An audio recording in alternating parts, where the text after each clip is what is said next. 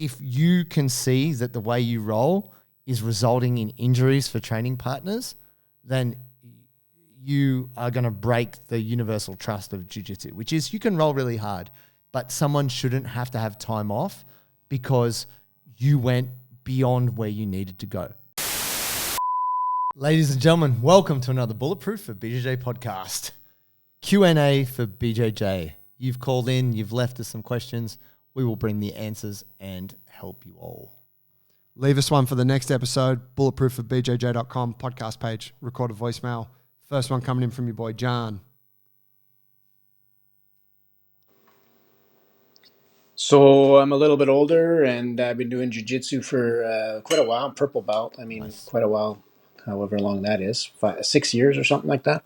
Cool. And last year I injured my knee and it got me thinking about, long term, like outside of jiu-jitsu, I'm a personal trainer and, I lift weights, a lot of cycling, active lifestyle. And I feel like jiu-jitsu puts that in danger. The injuries are kind of catastrophic. I was walking around with a cane for 2 months after this injury, and I couldn't do anything. Yeah. So I'm wondering if this is the common story. This is what happens. You get a little bit older. You start. I always advise people when you're older, you can't do dynamic type of stuff where you're going to put yourself in danger of not being able to have long-term activity. And now I'm thinking I have to take my own advice. But anyway, I don't know. Maybe there's something else I can do with jiu-jitsu or maybe something I just have to do that's different altogether. It's hard for me because, you put so much of your identity into this sport and I kind of base a little bit of my masculinity on it, to tell you the truth. Mm. Anyway, your thoughts. Cheers. All right. That's a very honest share from the boy there, from John. Thank you for that. That's the reality, man. The conundrum that faces us all. And I think it's harder if you are an active, healthy person. Yeah. If you're because you notice what you can't do. Right. It takes me away from all that. Oh, I can't go cycling, or I can't go hiking, or whatever it is you like to do. Yeah. And I think it's realist for those of you out there, men or women, who have physical jobs. If you have a job where your body is your work, you need to be physically functional, it really throws it in your face like, holy shit, I can't make money the way I normally do. And everybody needs that. But if we go more to that longevity point, as you're saying, I don't believe that getting old means you can't do dynamic things, but definitely what it means is you have to definitely reconsider risk versus reward. And so for some of us out there, you don't necessarily need to be getting older. There's plenty of younger jiu-jitsu athletes who have been brutally injured in their 20s. So by the time they get to their 30, they are kind of fucked because they went super hard. And this is the difficulty. We are really, what did the Raspberry Ape say? He's saying like you're doing a deal with the devil. You're kind of signing away your health to have fun at this thing, and then you're going to pay the price later in lack of being able to use your body. So you sound like a health conscious man. My advice is this. You need to find a way to interact with jiu-jitsu that isn't more than what your body can handle. And for everyone, that is different. And I think that it's really good that you've come to this point in realizing this. I don't think you have to give up jiu-jitsu, but it really just depends on how many injuries you accumulate. What's your thoughts, Joe? Yeah, great points.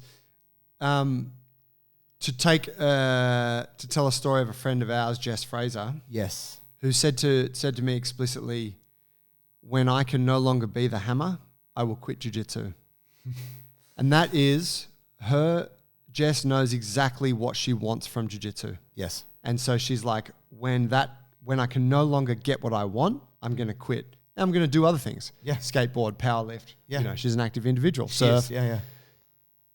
However, myself, I have kind of been in a similar situation, like say as you, John, and I've thought about it. I'm like, you know what?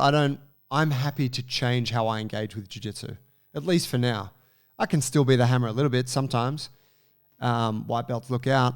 But, I'm happy to play sometimes a bit more defensively and just work on things, close up parts of my game. Maybe I'm not going to be as athletically as competitive as I was, but I'm now looking for something different. So that there is the trade-off. Like, well, what do I really want from jiu-jitsu? What's important about it for me? And yeah, I think if you sit down, you figure that out, it's like, well, if you realize that it's important enough to you to stay in there, then you got to change how you engage with it. But maybe you go, you know what? I only liked going hard and now I can't go hard at it, so I'm out. And then stop. Yeah. And here's the thing. You can go do something else. And like this world of jiu-jitsu that you're in right now and your identity, you can just attach your identity to something else. That's true. Like, and you get into that world and like, do you know what I mean? Yeah. Like for sure. It could be tennis, bruh. And you're like, fly fishing. I'm a gun at the tennis club. I am the most alpha dog at tennis club. Yeah. Yeah, sure. Yeah, like that's the reality of it. So yeah, man, it sounds like a little personal journey to go on there. But for sure, look, the other thing is we're all going to quit at some point. Yes. Like we are. Yep. You won't be able to do it until the day you die, assuming you live a long, natural life. Yes. And so then the reality is there is a point where you stop. So what makes you stop? Is it a personal choice or are you forced out by but it's going to happen. So maybe now is the time. Deep. There we go. Next one coming in. I've never heard this guy before. Michael Archer. Oof, who is this man? Your boy. Yup. On the show, we talk about how you can get healthy for jiu-jitsu and practices that you want to have as part of your day-to-day so that you can be in the best possible shape to train. And this is whether you're an athlete or just the everyday jiu-jitsu hobbyist. One of those habits is using electrolytes. We've spoken about this on other episodes, and electrolytes, although incredibly simple, are one of the missing links for people when it comes to performance. And the beauty of electrolytes is that they allow us to be hydrated. So we're talking about salt, potassium, and magnesium. Now, today's show is actually brought to you by Sodi, and this is a crew that we've been partnered with now. We are using Sodi on a daily basis, and the beauty of what these guys do, this little Australian company, is that they put in a beautiful mix of salt, potassium, and magnesium, and delicious flavors. You punch it in some water, I throw it into a protein shaker, I put 1 or 2 of these bad boys in there, and I drink it before, during, and after training. I just sip on that thing, and I tell you what, my hydration levels feel better than ever before, and it's delicious. Sometimes I use it first thing in the morning. I even pumped one last night because I felt a little bit parched after dinner. So go check out Sodi, SODII.com.au, and use the code bulletproof15 and you will get 15% off your order. Get hydrated, get Sodi. Hey, what's up, guys? Joey, JT, Archie here, mate. Big supporter of you guys and the podcast. Always staying staunch, as JT would say it. But yeah, just thought I want to bring up a subject just about the etiquette in rolling with women in jiu-jitsu. Can't obviously mention names, but I've had a few instances where guys are actually hurting women. I'm not all about it. I think there's a definite place for females on the mats. And yeah, I don't know what it is. Is it an ego thing? Is it something that they have to walk away and think that they've got some sort of win by doing that?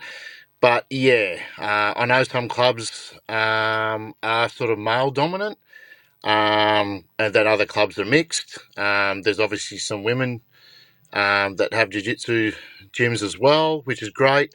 But yeah, just wanted to get your take, guys, on a little bit of etiquette around rolling women, and hopefully this serves a purpose in some insight into the ego heads out there that that hopefully find a balance within themselves.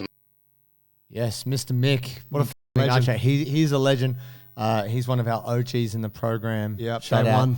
Tough guy. Also an amazing striker. He used to, and yeah. pad holder. Thai boxing, huh? Yeah. He's held pads for some very, very famous fighters. Right on. Look, to your point, Mick, mate, and this isn't even a male-female thing. You shouldn't be injuring your training partners. Like that is a shit move. If you're in there fighting so hard rolling so hard that your partner taps and you keep going, or you're just really rough and they get an injury as a result, you are a crappy training partner. And so if it is guys specifically going extra hard against women because it's an ego thing that they don't want to lose to a woman, I mean, the attitude that you would hurt your training partner is unacceptable. Like, let's take the male-female dynamic out of it. Hurting your training partner sucks. I've had a couple of training partners intentionally injure me, and that was simply because I was getting the better of the role, and they were like, "Fuck you," and that's why I'm not friends with those people. I've trained with them. You know, I'll give them the respect of, okay, you're a black belt or you're a brown belt or whoever you are, but we're not friends. And I'll happily tell people be wary of that person. And when it comes to men being violent against women, that's unacceptable. Now, I know we do a combat sport, but like going beyond the bounds of just jiu-jitsu, which is control and trust, which is why we tap, that's bullshit. That's unacceptable. So a gym where they allow that or that it's being brought up, that needs to be called out. That needs to be nipped in the bud. And those guys who you are aware of, you should pull them up too, Mick, because you could probably dutz them hard. Fucking double dutz. Like, it's unacceptable in my opinion. Yeah, I agree. I think that it comes from, it's a great question, by the way. It's a great thing to bring up because jiu-jitsu is male dominant, right? It is. There's like across the board. So here, I know this, when I started jiu-jitsu, it's like a little fight club, right? As far as I knew. They're like, hey, do the drill. Okay, now we roll. And when you roll, try and win. Yeah. And I remember rolling with like women there, but I was just new to it and they're kicking my ass because and I'm just like, well, I'm using I'm just do it again. As much strength and athleticism as I can. Now, I probably was a real dick in a lot of those situations. I was completely oblivious to the fact that I shouldn't be approaching the role in that way. No, there was no part of the culture that informed me, hey, you know, you're going to have a strength advantage over some people. Try not to exploit that. Okay. Yeah. Try to just play the game. It's okay if you get tapped, you know, like it just, I had to learn that. And I mean, we base our podcast around shining a light on these things. Yeah. But so I think in not in defense of those men, but in defense of some men, I think some of them are just oblivious to the fact, like, because they're just trying to win. They're just trying to do the thing. Yeah, but I think I think we can all see whether, you know, the male or female dynamic is there. If you've got a bigger person, and you're a bigger person, Mick, rolling a much smaller person, you don't go all out to just smash them. Yeah, but you know, you want to meet them where they are. But that's something that we have now, that like when you have experience, you can make that assessment because you have a bit of clarity of mind. But I think when you're new and all of a sudden you got swept and now someone's on top of you and you're like, wait, this is someone that in my uneducated mind, I could smash this person, right? This is the attitude that people are coming in with. Yeah, but maybe this is where there's a role for education from the coach. Like this is where... Of course, but this is what we're exploring, right? So I think that has to be part of the culture at the gym. Like coaches got to let newer people know. They've got to be looking out for, hey man, I saw you today. You were going a little bit too hard with that person. They're 20 kilos lighter than you. Maybe just pull up. It's all right if they kick your ass, you know? Like I think it needs to be spoken about. And of course, I think that for anyone that has like a few classes worth of experience, they should be able to realize, okay, I have a size or a strength advantage. I'm not going to exploit that. I'm just going to... But some people are just fuckwits. They want to hurt people. Of course. There's a power game there, right? Of course. But I think that probably the majority, like there's definitely an element of fuckwittery, but I think that probably the majority of dudes that are kind of perpetrators of this thing are just unaware. Look, yeah. I mean, we can't... Like they're not doing it with... they're not like... I don't know if that's true. I don't know if that's true. I think it doesn't matter regardless. If you can see that the way you roll is resulting in injuries for training partners, then you are going to break the universal trust of jiu-jitsu, which is you can roll really hard, but someone shouldn't have to have time off because you went beyond where you needed to go. You can win a roll without injuring someone. You can have a furious roll without... I mean, you can try to win a roll without injuring someone. Yeah, but I'm saying that like many hard rolls can occur without people sustaining injuries. But it doesn't, to that point, it doesn't always result in an injury. And sometimes... But he's saying injury. I know, but I'm just talking about... But it is a thing like sometimes it is, hey, that person rolls really hard and I feel unsafe rolling with them. And because there's no injury that's come to it doesn't actually... That sometimes stops that person getting the spotlight shone on them. Like it's easy if, hey, dude, you keep injuring people, settle down. But it says Versus that person just goes really hard all the time. Maybe people don't feel like they want to speak up about it, and it just kind of continues. yeah, but what Mick is speaking specifically is about guys injuring women. Yeah. And so I must say, in that particular circumstance, that's just not on, and that it needs to be called out. Absolutely. If the coach isn't aware, you got to make the coach aware, and you got to be like, man, this is what the culture of jiu-jitsu, because this is unacceptable. Yeah. And you might find, man, coach might not be receptive to it. It might be, you know, whatever, something that they're just not particularly concerned about, in which case, make some decisions. Yeah. Yeah. Last question coming in. Jess Tong. Oh, look out. Another day one on the Straight Instagram. up. I'm excited. Why's that? We have an apparel sponsor, Parry Athletic. Bro, George came through, messaged us on the Instagram, said he's been following our program for ages. He's getting stronger and more mobile. And he's got this cool gear company called Parry, and he wants to send us some stuff. And he told me that his mission was to create the best pair of training shorts ever. Yeah, he wanted something that he could lift and roll in, and that could accommodate thick, muscular thighs and hips. And that suits us. Speaks to us. Also, what I like is I love the colorful design. It actually looks really cool. I am the most colorful dude on the mats these days, hands down. I think the thing that I've loved about it is just it feels good. It feels good. It looks good. And you, ladies and gentlemen, can get a discount when you go to checkout. If you go to parryathletics.com, put in the code bulletproof20 and you get 20% off. Oh, yeah. Hello, I'm Jess. I'm going to add a bit of context around my question. Someone I know moved to LA a few months ago and said she was having trouble making friends, so I suggested she try jiu-jitsu. She joined shortly after and said she was training 6 days a week, a mixture of jiu-jitsu and Muay Thai, sometimes twice a day. Previously, I think she was just doing yoga, so I advised her to lift weights at least 3 times a week and ease up on the training. That was in August, and sure enough, a month later, she got injured. Someone was in her closed guard and dragged her backwards, and I think she was holding on for dear life. So now she needs hip surgery on both sides, and her labrum is torn. And apparently you can't rehab that, you got to stitch it back. So she said her life has gone to shit now because she's in so much pain. So now I feel really guilty. I have another friend who also recently signed up to jiu-jitsu in Sydney, and I have a feeling he's going to catch the bug as well. So I've asked him to ease into it. So my question is, when someone you know signs up to jiu-jitsu for the first time, what is the best way to advise them to proceed without overloading them with information? I've recommended this podcast before, but I'm wondering if there's anything else. Thank you. Well, shit, Jess, who needs enemies when they got friends like you? Look, are you bored? You got nothing to do in LA? Try cocaine. Just a little's fun. Oh, Next thing you know, they're crackhead and they're on the streets. Look, that's tragic. Yeah, sorry to hear it. That's tragic. That's not on you. No, That's the you first. can't. You can't. Yeah. You can't control. Like we all know that feeling of froth where we find jiu-jitsu and we're like, oh, I just want to do this all the time, right? We just want to go hard. And one of the most difficult things is if you're like a reasonably healthy, active person, you said your friend had done yoga, they'd be pretty flexible and they're doing kickboxing, they're just going for it full tilt. No one says to them, hey, you should train less. They're like, nah, you love it? Just get in. Yeah, you'll be great. You're Get an you up the and hybrid comer. membership, 2 sessions a day. Just both programs. and anyone kind of outside of that could say, hey, that looks like too much. But catastrophic injuries do happen. I mean, there was a young lady who trained at the first gym I ever trained at. She'd only been there a couple months.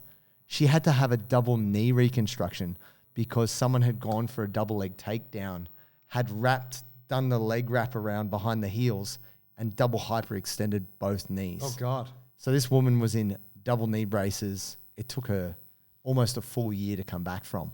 She came back for a little while, but then she quit jiu-jitsu and took up CrossFit. But anyway, that's wild that your friend is in so much pain. And obviously, you know, you feel a kernel of responsibility, but really you were just trying to do something good for them. And you can't control what they did. And also we can't control what happens at jiu-jitsu. And if a person is not physically prepared or they don't have a word of warning, they might just go all in and then it can cause problems. I think one of the best things you can do is just say to them that the best thing to do is underdoing it is better than overdoing it. That sounds very like trite, but basically if you can just encourage someone to stay consistent for months at a time, then ramp up. But one of the hardest things is the person's like, I'm fine, I can do more. I'm fine, I can do more. And that's a really hard lesson to learn when you have to have major surgery on your hips. Yeah, look, I think that's a little bit of a horror story, what happened to your friend regarding the hip surgery and stuff. And likewise with, you're saying about the double knee reconstruction. And these things are not the norm, right? They do happen disproportionately high, like they happen quite a bit injured, but they're still not the norm, right? People are less likely to have, it's not guaranteed that you're going to get a surgery level injury. But moreover, they're a consenting adult. So if you're the person that encouraged them to go try this thing, there's actually no responsibility on you at all. It's like, I say, bro, you got to go and try this cafe around the corner. And then JT gets hit by a car. Yeah, or, it's like, shit, I'm going to feel a little bit bad about that, but I'll get over it. Me getting hit by a car, Joe's not losing any sleep on that. I'm going to podcast by myself now. I'm not going to have a lot to say. But the reality is like, yeah, people make fucked up decisions, and jiu-jitsu as a culture is a little bit kind of fucked up in that way. And this is really an extreme example of what can end up happening. I suppose for you, like you've done with this fella that you've introduced to it here in Sydney, yeah, sharing your kind of view on it. Hey, stoked you're into it. Here's something that I've learned. 3 times a week's probably enough. You should lift weights because you're going to get injured, and check out this podcast. That's all you can do. That is actually all you can do, because you can't fight against the wave of influence they're getting from their experience right now at their academy with their coach and all their training partners and the froth and the love and the bug and all that shit. There's nothing you can do to combat that. So give someone the thing, and if they choose to hear it or not, that's up to them. Yeah, and look, I always try to recommend a specific academy. So I mean, I've had enough experience and trained at enough different places that I can go, I train there, the program's good there, they got a good beginners program, stuff like that. So I never just go, oh, what city are you in? Yeah, just find a gym. I don't like to make recommendations based off nothing, because maybe that it's not a good choice for them to go there. But what do you say to if it's someone from a city, you don't know the city? Oh, you can do some research. You do that for them, or you're just like, man, go find out? It depends on who it is. Yeah. If there's someone close to me, I'll do the research on their behalf and be like, oh yeah, I'm aware of this person. Yeah, this is a safe bet. But then there's the other side of that. I've gone and done a bunch of research, knew the best gym, recommended they go there, and they just didn't do it. And they went to a shit gym and had a shit experience. And what can I do? You know what I mean? There's only so much you can do as the good friend that you are. And yeah, to Joe's point, you shouldn't take that on, because who knows, you could have recommended jiu-jitsu and she could have taken up pole dancing and then ends up being a stripper and gets addicted to coke and fentanyl, and then she's on the street. And that could be a lot worse. No, I think we never want to see our friends injured. We never want to see our friends have a bad experience. We love jiu-jitsu. The best thing you can do is speak from your own experience and give them a heads up, because a lot of people never get that heads up. Yes, sir. There it is. All right, y'all. Fam, if you want to leave a voicemail, pop on in go to the website, bulletproofofbjj.com, podcast page, record a voicemail, giddy up. Yes, sir.